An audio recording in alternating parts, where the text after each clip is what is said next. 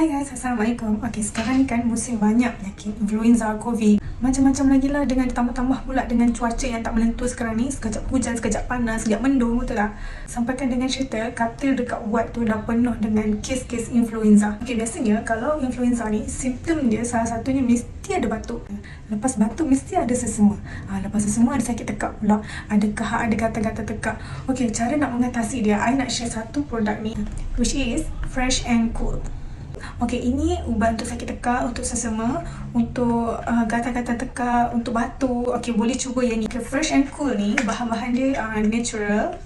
Ingredients ubat ni, salah satunya adalah minyak kelapa dara, daun pudina, habatus sauda, cengkeh, kulit kayu manis. Rasa dia memang sedap. Dia rasa macam ada manis-manis and then ada rasa fresh juga.